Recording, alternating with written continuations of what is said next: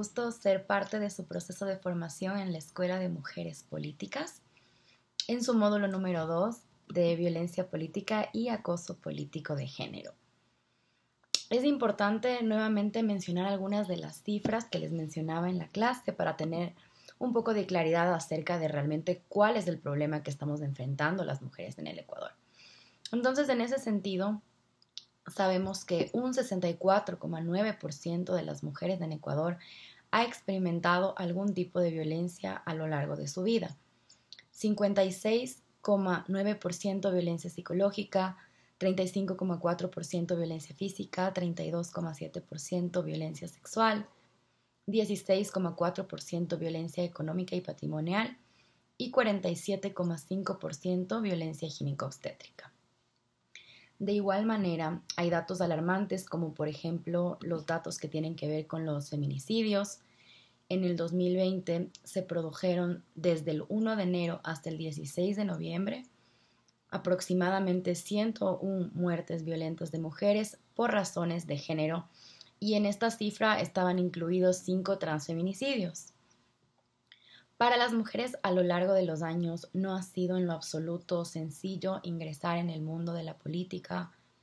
Con frecuencia nos hemos enfrentado a muchos obstáculos, a muchas barreras para llegar a ser parte de estas esferas políticas.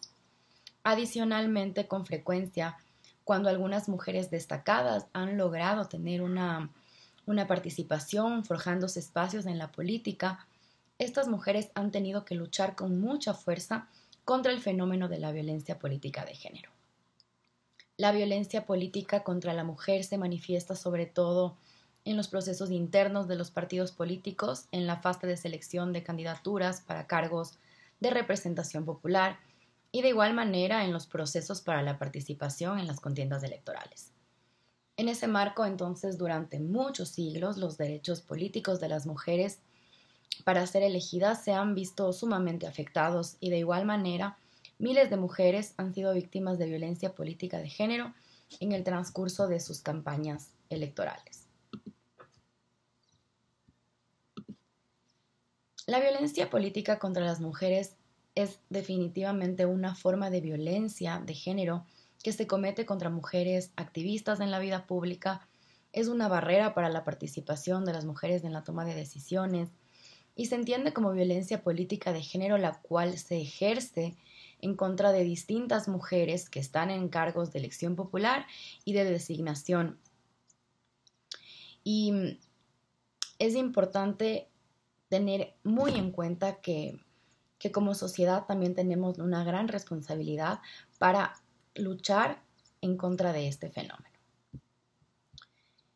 Como lo habíamos visto en clases, un grave problema es que con frecuencia hay algunos líderes políticos importantes a nivel nacional y por supuesto a nivel internacional también, que en su comportamiento promueven actitudes sexistas en contra de las mujeres. Tenemos el caso de Donald Trump, por ejemplo, y esto es muy grave porque al ser figuras internacionales reconocidas, el comportamiento ejercido por esos líderes hace que ese patrón se replique en la sociedad como algo normal.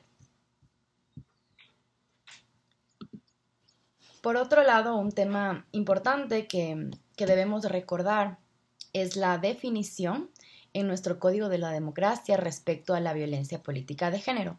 Nuestro artículo 280 dice que la violencia política de género es aquella agresión cometida por una persona o grupos de personas, ya sea de manera directa o indirectamente, en contra de las mujeres candidatas, militantes, electas, designadas o que ejerzan cargos públicos, defensoras de derechos humanos, feministas, lideresas políticas o sociales, o en contra de su familia también.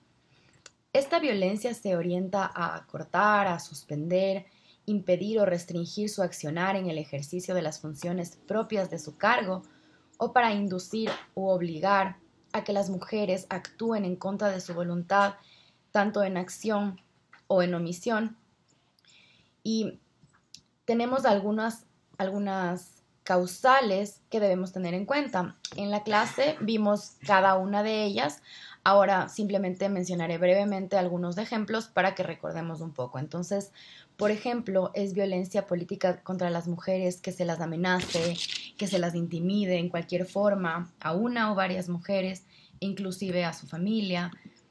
También es violencia política que se restrinja o se anule su derecho a un voto de carácter libre, a un voto de carácter secreto. También otro ejemplo de violencia política de género es que, por ejemplo, se proporcione a la mujer en el ejercicio de sus derechos políticos información falsa, errada, imprecisa, o que se omita información a la mujer lo cual induzca a un ejercicio inadecuado de sus derechos políticos en condiciones de igualdad. También, por ejemplo, es violencia política de género que se evite por cualquier medio que las mujeres en ejercicio de sus derechos políticos asistan a actividades que impliquen toma de decisiones en igualdad de condiciones. Eso con respecto a algunos ejemplos. Luego habíamos hablado sobre el Observatorio Nacional de la Participación Política de la Mujer y yo les había contado que tenemos 5 proyectos. El proyecto número 1 tiene que ver con el monitoreo de violencia política de género en las redes sociales. Como segundo proyecto está el cómo llegaron y este tiene como objetivo ver cuáles son estas historias de estas mujeres que existen detrás de esa búsqueda de llegar al poder. Entonces es importante porque saber estas historias nos dan un bagaje de información acerca de quiénes son esas mujeres y cómo llegaron al sitio en donde están. El proyecto 3, en cambio, tiene que ver más bien con la asesoría jurídica política permanente a las mujeres políticas en el ejercicio de sus funciones. Y luego, como proyecto 4, tenemos la capacitación en competencias y en habilidades para gestiones políticas exitosas. Y por último, como proyecto 5, está la veeduría permanente a la conformación de listas electorales en equidad.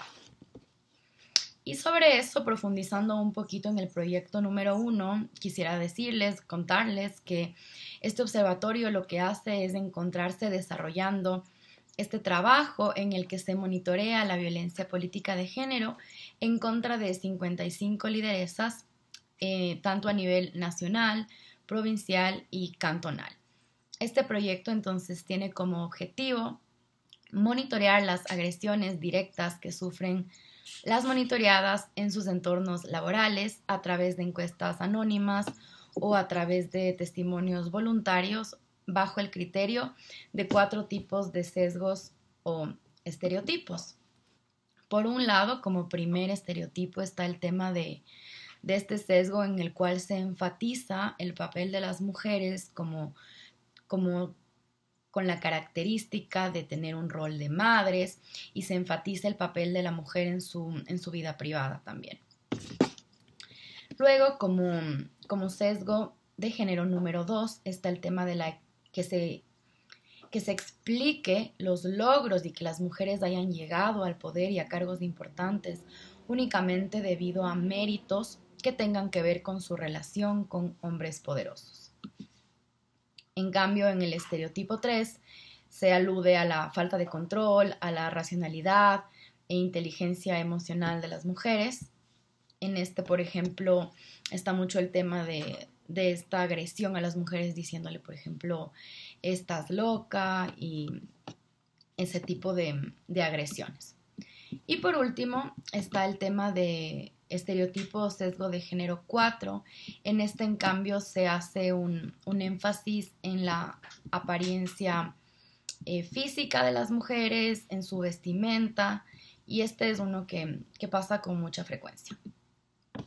Por último, decirles que los memes con enfoques negativos en contra de las mujeres se basan en todos estos estereotipos de género.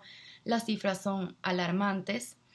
Se han viralizado entre los últimos meses del año pasado alrededor de 1,400 memes aproximadamente. Y eso es el tema de la importancia de por qué necesitamos esa información, esa investigación, porque con la visibilización es como podemos luchar en contra de eso. Espero que este pequeño video les haya servido para reforzar un poco de los conocimientos qué vimos en clase. Les deseo mucho éxito en su evaluación y espero que sigan formándose muchísimo para ser grandes lideresas en el país que puedan luchar por la igualdad de género y por todos los derechos que las mujeres merecemos y también las oportunidades.